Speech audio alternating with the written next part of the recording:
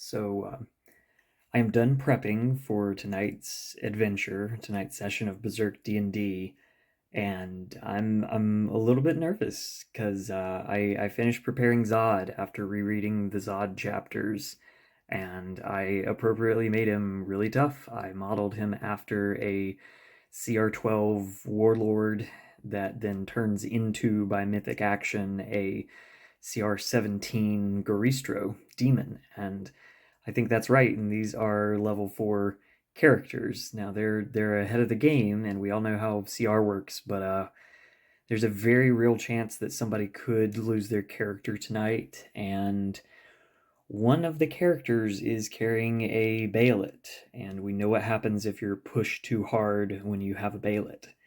Uh, Anything could happen, so let's see what does.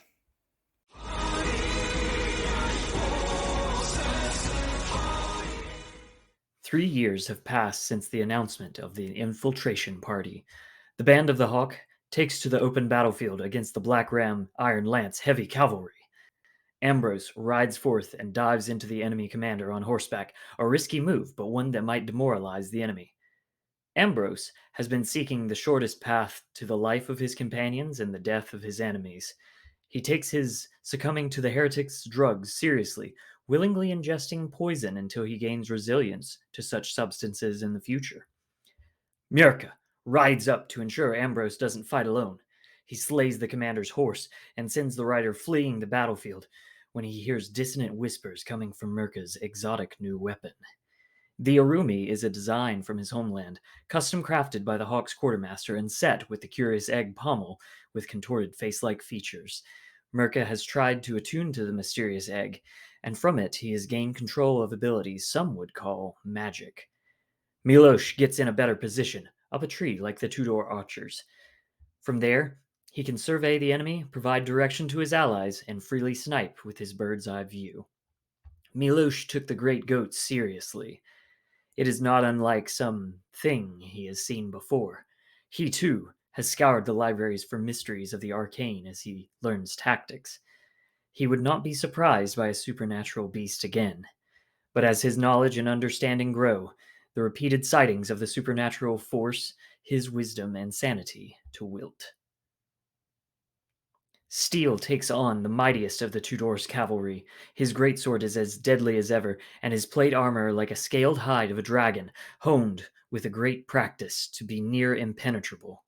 Steel knows there will come a time when he leaves the band, and he wonders if it shall be soon. He has grown close not only to his infiltration comrades, but the Hawk's inner circle as well. Two voices fight for his sword. The first, of a brilliant and gallant Griffith. The second, of pure vengeance, of the oath sworn long ago. Ambrose is knocked out in the fray, but he gets up mere seconds later. Is it by his own honed resilience from all those years with the Band of the Hawk? Or is it some greater force that declares it is not his time to die? The infiltrators prove proficient in an open battlefield. The Black Ram Iron Lance heavy cavalry commander is beheaded, and the group's brash talk leads the remaining Tudor forces to surrender. Up and down the line, the Band of the Hawk slays or captures the enemy. On a nearby hilltop, the King of Midland himself watches this victory earned by the gallant mercenary captain all his soldiers speak of. The next day, the king holds a coronation for Griffith. Griffith is dubbed a Knight of Midland and a Viscount, and his proud inner circle watches on. Mirka stays behind at the camp to revel in victory and share battlefield tales with the troops, while Milosh stays back for a more personal reason. It seems the one-time soldier of Midland might be recognized by some of the nobles for a task that was meant to be covered up. What deed did he perform that made the nobility wish him dead? Casca chides Ambrose for his reckless charge on the battlefield. If he is to be Griffith's shield, he must live. Steel, for a rare instance out of his helm, busy stuffing his face with the noble's fine food, chuckles at Casca's concern. A bald nobleman approaches Ambrose, perhaps recognizing that this mercenary stands out with an air of a courtier. Ambrose recognizes the man as Foss, High Counselor to the king.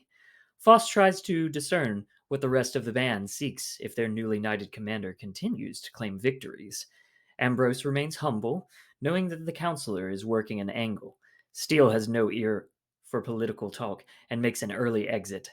Foss mentions that the Midland battle line edges closer to Doldry and wonders if the Band of the Hawk would assist in taking it one day.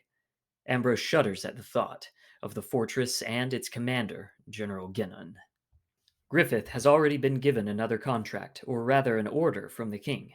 The band travels to its next castle. When the siege machines withdraw and the Tudor troops are silent, only one bastion gives the Band of the Hawk any trouble. Raiders and vanguards have not returned from the inner citadel, so Griffith orders in the infiltration party. Once at the shattered door, they see Gaston and a few raiders warning others from entering where no man has returned. The party begins carefully strategizing until one of the raiders mentions that Stuvert is among the men still inside. With that, the four infiltrators rush inside. The citadel is dimly lit by a single torch. Ambrose is the first to spy the shuddering Stuvert and hear the heavy breathing of an enemy soldier behind the mound of bodies. Steele holds out his hand for Stuvert to run back to. Murka rounds the mound of bodies and sees their enemy. An 8-foot man of pure, naked muscle sloughs off 2 bodies from the broad greatsword he wields one-handed. Milosh's time in the library is paid off, and he recognizes a name matching the description. Nosferatu Zod. Ambrose recognizes the name, but says that this myth has plagued battlefields for 300 years. If this is truly the same man... As Stuvert flees to safety, Steele shouts for him to warn Griffith and bring reinforcements. Out of courage or ignorance, Murka steps forward and announces, "This one's mine." The man, the monster, Nosferatu Zod, responds with a shark-toothed grin. "Oh, am I now? Let us see, challenger." The rest of the team doesn't like Murka's odds. Steele and Ambrose charge the creature as Milosh fires off a readied arrow. A shot that would kill any of the lesser men the group has fought merely wounds Zod, while the strike Zod deals against Steele manages to break through his armor mastery and draw blood.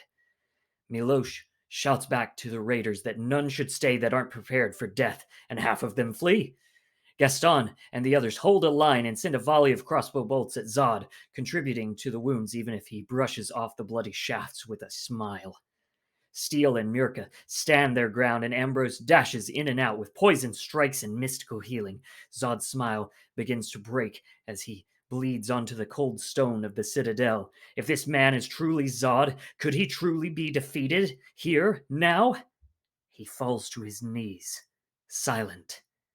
A wave of relief slowly reaches the infiltrators. But then, with Zod's next struggling breath, he transforms into a true monster.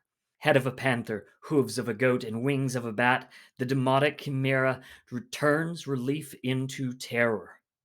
His claws cleave into Murka's side, and he flies towards Milosh and the raiders. Steele isn't done with this foe, slashing out and piercing through a wing. Zod's retort is unamused. His strong hoof smashes into Steele's sternum. Ambrose and Milosh try to calculate their next move. Zod roars into the sky as he stomps back towards Murka. Murka and Ambrose see that Murka's egg is transforming, its face becoming whole, the eyes dripping tears. Only causality can determine what is to come.